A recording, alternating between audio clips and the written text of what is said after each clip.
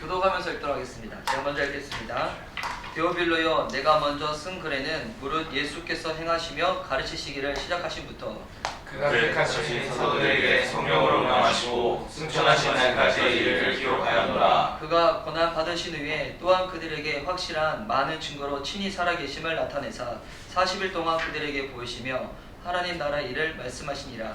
사도와 함께 보이사 그들에게 공부하여 이르시되 예수님을 만나시고 내게서 들어라 아버지께서 약속하신 것을 기다리라. 5절 함께 읽도록 하겠습니다.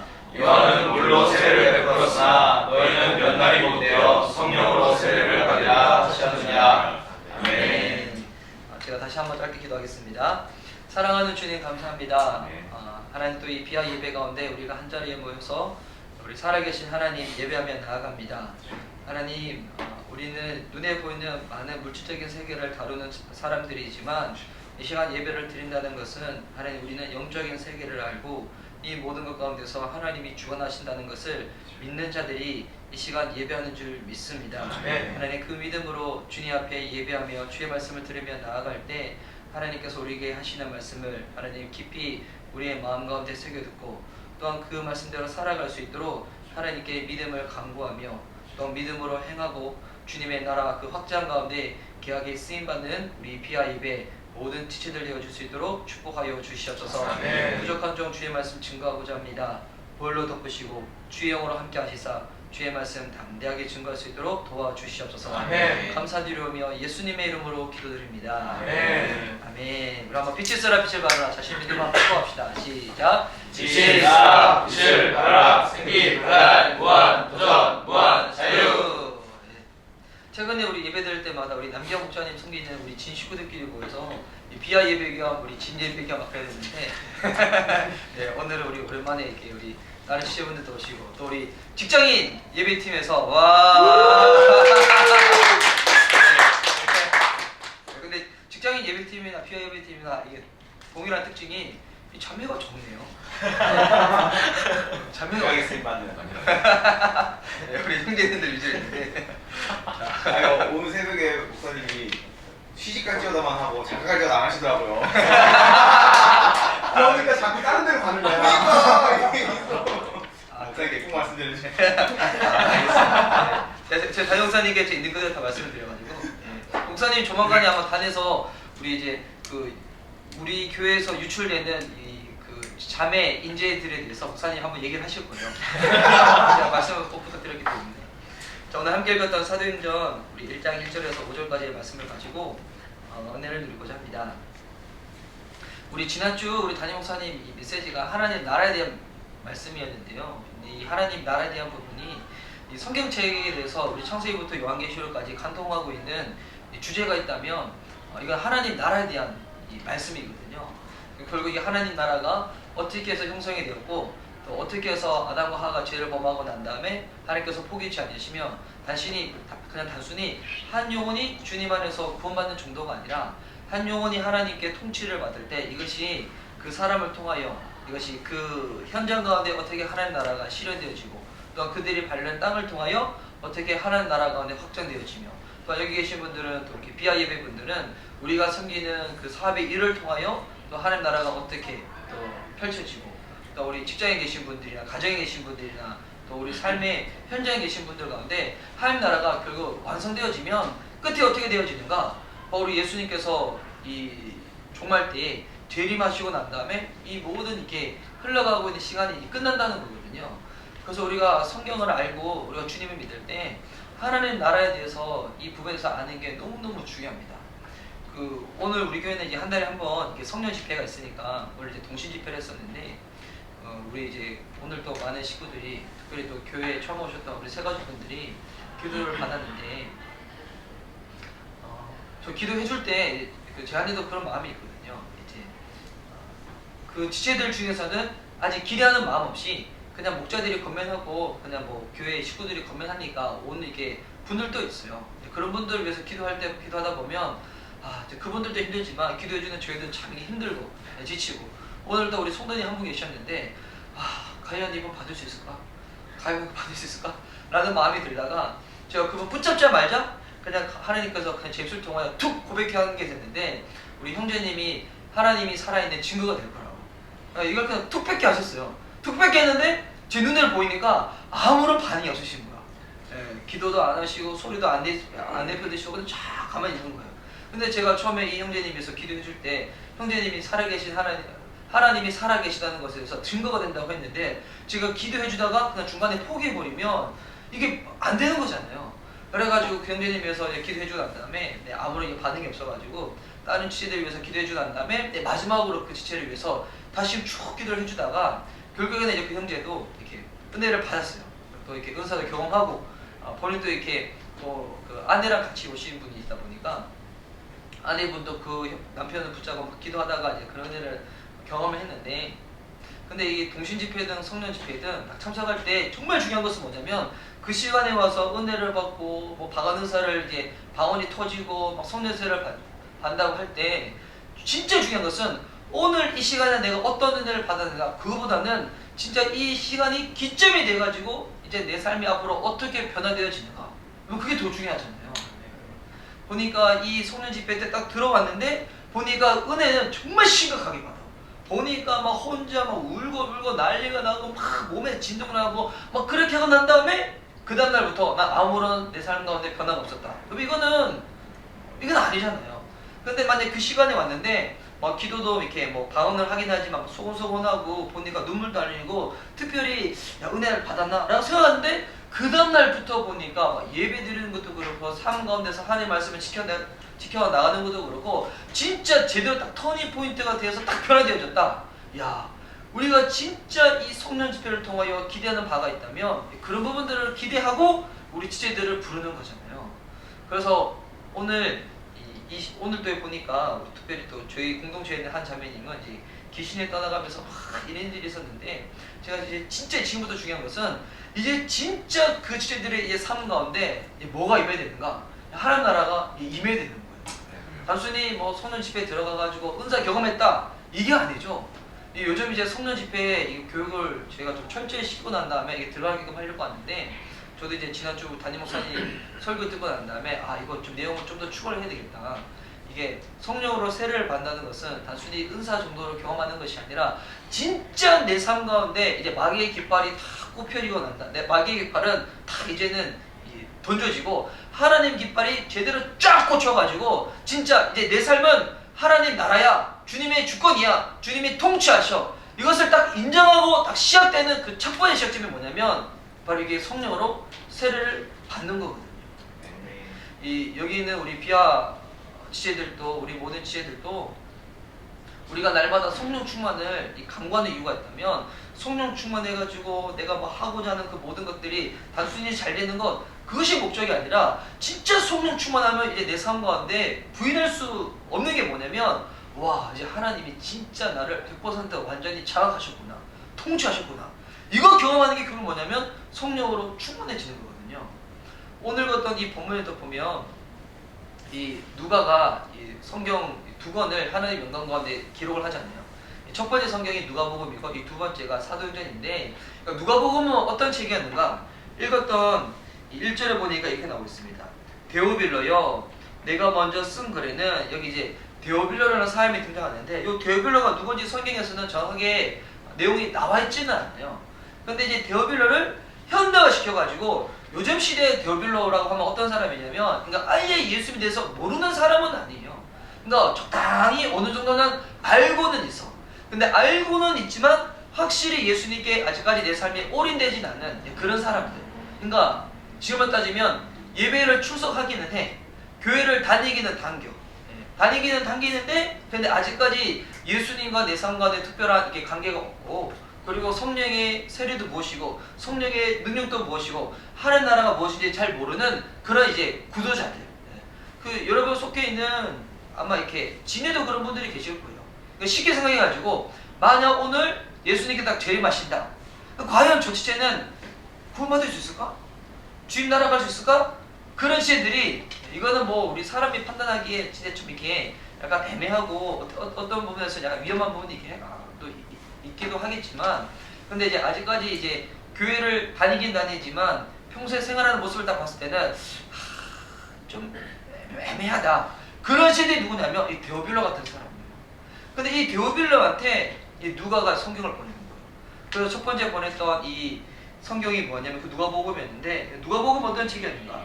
데오빌로여, 내가 먼저 쓴 글에는 이건 누가복음을 얘기하고 있는 거죠. 무릇 예수께서 행하시며 가르치시기를 시작하신부터 그가 택하신 사도들에게 성령으로 명하시고 승천하신 날까지 이를 기록하였노라. 누가복음은 여기 1절과 2절이 누가복음에 대한 모든 내용이 요약이 딱 되어 있는 거예요. 누가복음 어떤 책인가? 예수님께서 생활하시고 또 생활하시면서 가르치시고 그리고 난 다음에 십자가에서 죽으시고 부활하시고 난 다음에 승천하실 때까지 기록한 것이 누가복음이라는 거예요. 근데 그리고 난 다음에 이제 내가 데오빌로에게 더불어 알려줄 진짜 중요한 것이 있는데, 그게 뭐냐면 이 3절부터 말씀입니다. 3절 말씀 제가 읽어드릴게요.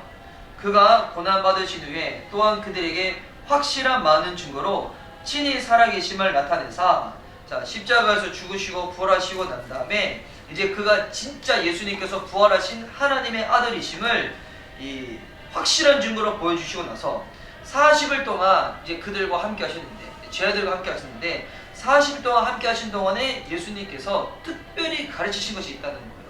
이제 우리 4월부터 우리 교회도 이제 봄 사경이라 해가지고 이제 우리 사역자님들이 이제 각 과목을 정해가지고 이렇게 가르치시는데, 그 이제 나서진 목사님이 가르치는 과목이 뭐냐면 하나님 나라를 구하는 중보기도 학교예요.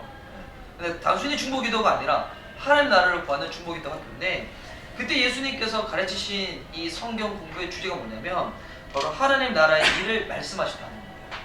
하나님 나라의 일. 그러니까 구원받고 난 다음에 우리가 그 다음에 반드시 양육받아야 될 우리가 이 성경의 주제가 있다면 그게 뭐냐면 바로 하나님 나라에 대한 일입니다. 하나님 나라. 여러분 이게 결국은 하나님 나라가 무엇일까요? 그런데 이렇게 사도행전을 보면, 자 그러면 예수님께서는 하나님 나라에 대해서 쭉 설명을 하셨어요. 그러면 사도행전을 읽고 난 다음에는 하나님 나라가 도대체 무엇인지, 정기는 어떻게 되어 있고 무엇으로 구성되고 딱 얘기가 되는데, 근데 신기한 것은 사도행전에는 하나님 나라가 도대체 무엇인지에 대해서 그 내용에 대해서는 설명을 안 하고 있어요. 근데 재밌는 것은 하나님 나라에 대해서 알려주고 난 다음에 앞으로 하나님 나라는 어떤 자들이 이루어지는지에 대해서 바로 알려줍니다.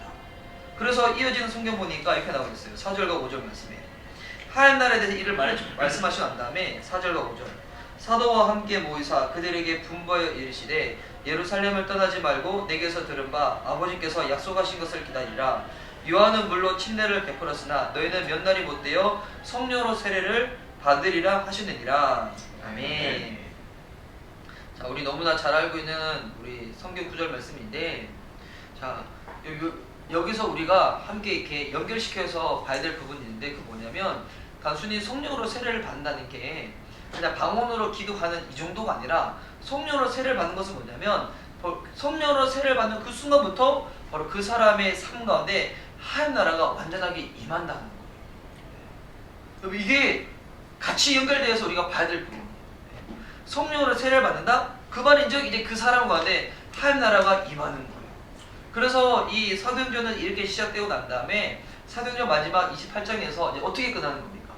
사도 바울이 로마로 가죠. 로마로 가고 난 다음에 이제 감옥에 붙잡힙니다. 예, 그때 감옥은 이제 가택연금인데, 감옥에 붙잡혔을 때 사도 바울이 이제 뭘 가르칩니까? 뭘 가르치냐면 하나님 나라에 대한 것들을 전파하고 예수 그리스도에 가는 것들을 다 가르치기 시작하거든요. 우리 사도행전 마지막 28장 보도록 하겠습니다. 28장 30절과 31절 말씀인데요. 사도행전 28장 30절과 31절 우리 함께 홍수를 들어가겠습니다. 시작. 아버지의 원이 이태를 자기 셋째에 범하면서 자기에게 모든 사람을 다 인정하고 하나님의 나라를 전파하며 주 예수 그리스도에 관한 모든 것을 담대하게 거침없이 가르치라. 아멘.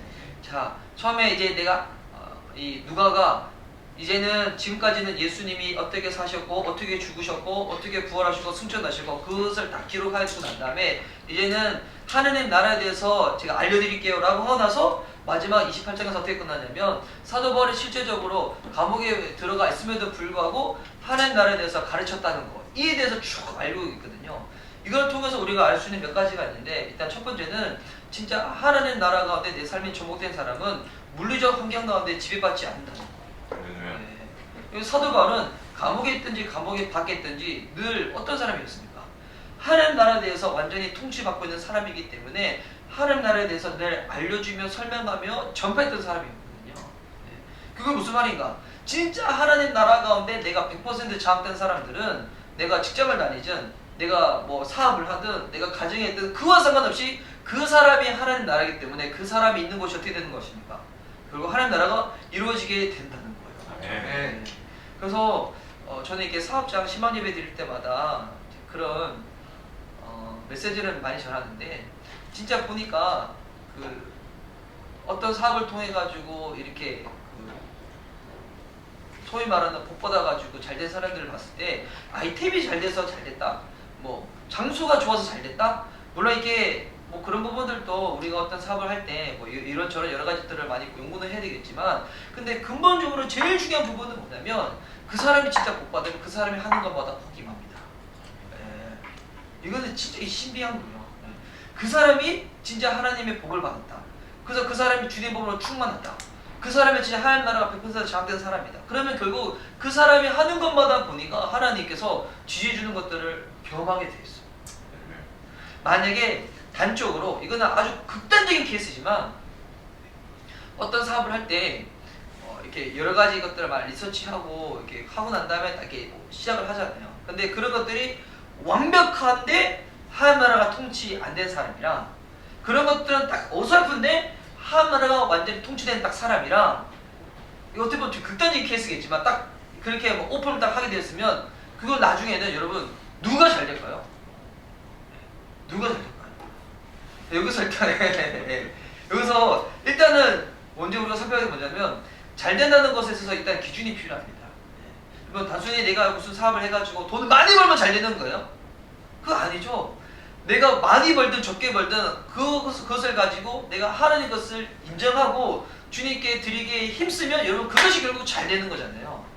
그것이 정말 잘 되는 기준을 한다면 여러분, 전자의 사람이 아무리 사업이 번창한다고 할지라도 진짜 영적으로 범사에 잘 되는 사람은 저는 후자라고 믿습니다. 저는 전자는 나중에 그렇게 될걸요. 아마 많이 뭐 물질을 가지고 그의 인생 가운데 공고함이 찾아오든, 아마 그걸 가지고 다른 것을 뭐 허랑방탕하게 쓰다가 죄 짓는 것 가운데 막 하다가 그렇게 끝나버린다. 혹시 오늘 새벽 예배 때 참석하셨던 분은 오늘 이렇게 새벽에 담임 목사님이 이렇게 설교하실 때 어제 밤에 10시에 한 분한테 전화가 와가지고 그런 내용이 있었다고 하잖아요. 저 이제 그 설교 말씀을 딱 들었을 때 저도 누군지 그분이 누군지 잘 몰라요. 근데 이제 목사님 설교 딱 들으니까 제가 딱 떠올렸던 한 분이 계셨어요. 아, 아마 그분이겠다. 그분. 근데 제 알기로는 그분은 엄청난 재력가예요. 솔직히 뭐 제가 주변에 알고 있는 재력가 해봤자, 저 여기 계신 분들이 제가 주변에 알고 있는 가장 최고의 재력가입니다. 할렐루야. 아니셨어요? 자, 근데 이제 그분은 진짜 엄청난 재력가예요. 보니까 이제 가지고 있는 재산만 하더라도 이게 그냥 뭐 그냥 몇억 단위, 몇십억 단위가 아니라 그냥 천 단위라고 알고 있는데 엄청난 재력가죠. 엄청난 재력가인데 교회도 다니긴 다녀요. 취미생활로. 그러니까 이게 매주 다니는 게 아니라 본인이 좀 몸이 아프고 힘들다 다녀요. 근데 괜찮다 또 안 다녀요. 그거 보니까 헌금은 안 해. 근데 본인이 봐서 마음이 좀 힘들고 안타까운 것 같다? 그런 것도 도와줘. 되게 이제 그렇게 하신 분인데, 근데 보니까 여러분 그분이 엄청난 수많은 재력이 있다고 할지라도 여러분, 사람이 한 분 죽는 것은 하나님이 정하신 이치고 그 다음에 하나님의 심판이 기다리고 있기 때문에 여러분 그 재력을 가지고 그 심판 앞에 서봤자 결국 받는 것은 하나님의 심판입니다. 결국 그 인생 가운데 공감이 찾아오니까 몸이 아프니까 여러분 의술이 아무리 발달되다고 할지라도 피부는 펼 수 있지만 여러분 수명을 연장시키는 것은 한계가 있잖아요.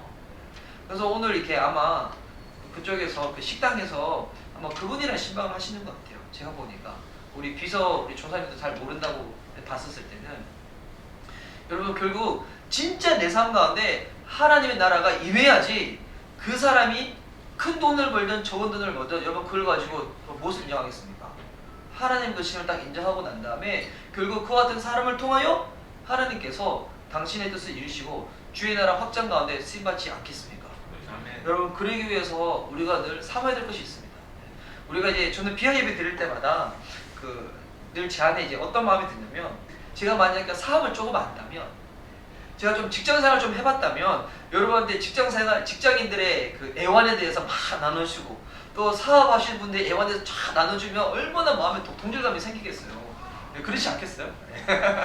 근데 저는 제가 해본 직장생활은 이 교회가 전부거든요. 교회를 만약 직장이라 한다면 만약에 사업을 한다면 개척하는 것을 사업이라고 얘기하십니까? 좀 이렇게 심각하게 빗댄다면. 근데 저는 직장생활도 잘 몰라요. 사업도 잘 몰라요. 그럼에도 불구하고 제가 예배드릴 때마다 늘 어떤 마음을 가지고 있냐면, 결국 맞아. 결국 하나님 나라 가운데 여기 계신 분들이 제대로 통치받고 지배받아야지 직장을 하든 사업을 하든 그것 가운데 주님이 뜻을 이루시는데, 그러기 위하여 가장 중요한 게 뭐냐면, 예수님께서도 제자들에게 말씀하신 처럼 너희가 지금까지는 요한의 세례, 요한의 침례를 받았지만, 그럼 요한의 세례는 뭐겠습니까? 구원받은 자가 받는 게 이 세례 침례잖아요. 그러니까 단순히 여러분 교회 다니는 정도만 해가지고 예수님 믿어서 나는 죽어서 지옥까지 하고 천국 갑니다, 이 정도만 해서 끝나는 게 아니라는 거예요. 예수님께서 뭐라고 말씀하시는가? 너희는 몇 날이 되지 못하면 성령으로 세례를 받는다는 거예요. 성령으로 세례를 받아서 오직 성령이 너에게 임하시면 너희가 권능을 받고, 그리고 땅 끝까지 이르러 예수의 증인이 된다고 했잖아요. 결국 여러분 증인이 되는 것이 무엇이냐면 하나님 나라를 소개하는 주님의 통로가 된다는 것이거든요. 그래서 여러분 여기 계신 분들이 진짜 저는 성령 충만하면 여러분이 어떤 일을 하든 그 일을 통해 가지고 주님의 나라가 확장되어질 줄 믿습니다. 네. 그래서 우리는 결국 물질의 영역을 다루는 사람들이지만, 물질이 전부가 아니라 보이지 아니하는 영적인 세계가 이 보이는 세계를 통치하고 있고, 또한 보이지 아니하지만 살아계신 그 하나님께 내가 잘 보이고 그분의 내 삶을 100% 장악할 때 그것을 우리가 소망하고 바라기 때문에 이 예배를 드리는 것 아니겠습니까? 네. 그래서 교회에 이렇게 시간이 있고 다른 사역이 있어가지고 어떤 때는 장소가 여기서 드리기도 하고 저기서 드리기도 하고, 시간이 오전에 드리기도 했다가 오후에 드리기도 하겠지만, 여러분 진짜 하나님 나라 가운데 지배받는 사람들은 아까 사도 바울이 얘기했던 것처럼 물질의 영역 가운데 이 지배받지 않습니다. 또한 시간의 영역 가운데 지배받지 않습니다. 그것을 이겨내고요, 끝끝내는 진짜 내가 하나님 나라이기 때문에 나를 만나는 사람들이 나중에 어떻게 되는가? 하나님 나라가 다 전파가 되는 거예요. 확 흘러가는 거예요. 결국 여러분 내가 하나님 나라가 되고 주님이 하나님 나라가 되고 여기 계신 분이 하나님 나라가 된다면 결국 이것이 뭐냐면 이게 선교거든요. 이게 선교고, 이렇게 하다가 선교가 딱 마무리되게 되면 이제는 이 세대에 시간이 딱 끝나가지고 시간의 끝과 땅 끝이 딱 만나고 난 다음에 예수님께서 딱 재림을 하시는 겁니다. 그래서 저는 여기 계신 많은 분들이 우리 기도할 때마다 성부가 되기 위해서 기도하겠지만, 여러분 성부가 되기 위해서 딱 앞쪽에 이 수식을 하나 딱 붙이면 더 좋을 것 같아요. 하나님 나라의 성부가 되십시오. 네. 이왕 성부가 된다는 거, 내가 하나님 나라의 성부가 돼가지고 내가 하는 게 여러분 성교가 되는 거예요. 네. 저는 요즘 참 좋아하는 이렇게 표현 중에 하나가 그 사회적 기업이라는 거 있잖아요. 저도 이제 우리 교회도 사회적 기업을 하시는 분들이 있어가지고 도대체 사회적 기업의 정확한 정의가 뭔지 제가 한번 찾아봤어요. 찾아봤더니 이게 보니까 이게 사회적으로 좀 이렇게 소외되어 있는 계층들을 통해 가지고 이렇게 기업을 통해서 가지고 있는 이윤을 통해서 뭐 이렇게 구제 사업을 하고 그걸 통해서 막 하는 것들을 이게 정의를 봤는데, 세상에 믿지 않는 사람들도 사회적 기업이라 해가지고 힘들고 어려운 사람들 도와주겠다고 하는데, 여기 계신 분들이 하나님 나라의 성도가 된다면, 와, 여러분 단순히 나는 물건을 파는 게 아니에요. 나는 단순히 무엇을 그냥 경영하는 게 아니라 그거 자체가 뭐가 되는가? 성교가 돼버리는 겁니다. 네. 와, 이거 얼마나 복된 거겠어요. 단순히 내가 먹고 살기 위해서 일을 하는 게 아니라 하나님 나라 확장을 위해 가지고 내가 일을 한다. 와, 이거 얼마나 멋지겠습니까? 여러분 이게 성경 한 구절만 보고 제가 이제 설교를 한번 마무리하려고 하는데요. 우리 아까 마지막 읽었던 사도행전 28장입니다.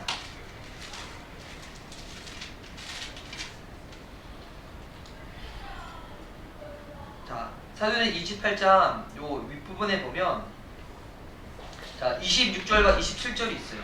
자 26절과 27절.